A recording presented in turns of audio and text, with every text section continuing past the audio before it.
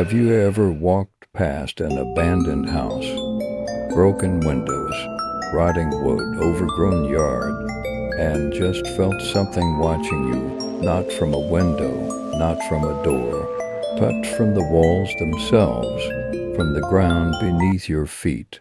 Like the house wasn't empty at all, it was waiting. There are places in this world that seem to soak up tragedy like a sponge. Places so drenched in sorrow, pain, and fear that they don't just look haunted. They are haunted. This story isn't about a legend or some campfire tale passed down by teenagers trying to scare each other. It's about something that really happened to two ordinary people who made one terrible mistake. They thought evil could be ignored. This is the true nightmare of the silent house, and once you hear it, you'll never look at an abandoned house the same way again. The Silent House, a true nightmare. Years ago, in a forgotten little town in Ohio, there stood a house so terrifying that locals wouldn't even walk past it after dark. It sat right on the edge of a dense forest, rotting away under a heavy, unnatural silence. They called it the Silent House because even the birds refused to sing near it. Over the decades, every family that tried living there either vanished without a trace or completely lost their minds. Moving in, Mark and Emily didn't believe in ghost stories. They thought they were getting a steal when they bought the place for next to nothing. On moving day, Emily noticed something odd.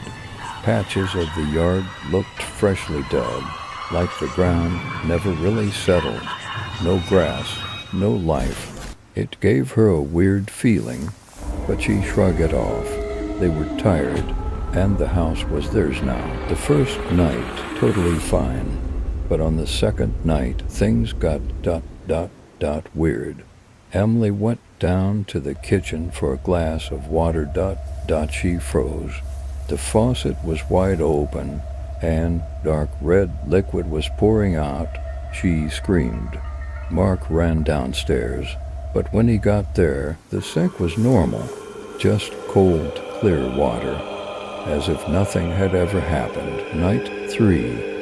It begins at exactly 3 a.m. They woke up to the sound of heavy footsteps upstairs. Mark grabbed a flashlight and crept up to the second floor. Halfway down the hallway, boom, the power cut out. The flashlight flickered like crazy. That's when Mark noticed it, a tiny burned handprint smudge on the wall. Before he could react, the last door at the end of the hall slammed shut. From behind it, a whisper crawled out, "We're still here." Downstairs, Emily heard faint children's laughter echoing from the kitchen. When she got there, she found an old, charred doll sitting right in the middle of the floor. He told them a story decades ago. There used to be a school where the silent house now stood, Green Hollow Elementary. One night, a fire broke out under mysterious circumstances. 15 children and the teachers burned alive, trapped inside. Since then, anyone who built on that land brought the spirit's rage down on themselves. The last night, Mark and Emily packed their things that evening. But just like a bad dream, when they tried to leave, the car wouldn't start. The house creaked and groaned like it was breathing.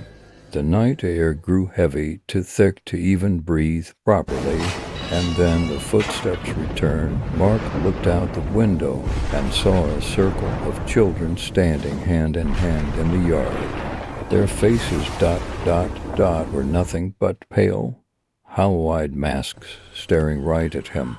Meanwhile, upstairs, Emily caught a glimpse of her reflection in the mirror, but standing behind her was a burned little girl, whispering, "Stay with us, Terrified, Emily smashed the mirror. Red liquid seeped from the cracks and spread across the floor like blood. Escape and crash. In pure panic, Mark got the car to sputter to life. They peeled out of the driveway, speeding down the narrow dirt road. But halfway down the hill, Emily heard giggling from the back seat. She turned around and saw a burned little boy smiling at her. Mark swerved to avoid whatever he thought he saw in the road, lost control, and slammed into a tree. Everything went black. Aftermath. Emily woke up in the hospital. Mark survived, badly hurt but alive. Later, the police told them the house had burned to the ground the night of their crash. When the land was searched, they found tiny graves hidden in the yard. But even far away, even in a brand new home, Emily's nightmare didn't end. Every single night at 3 a.m. without fail, a tiny burned handprint appeared on the wall outside her bedroom. And sometimes, when the house was really quiet, she could still hear a whisper creeping through the dark. Your next ... The silent house might have been gone, but whatever was inside it had followed her.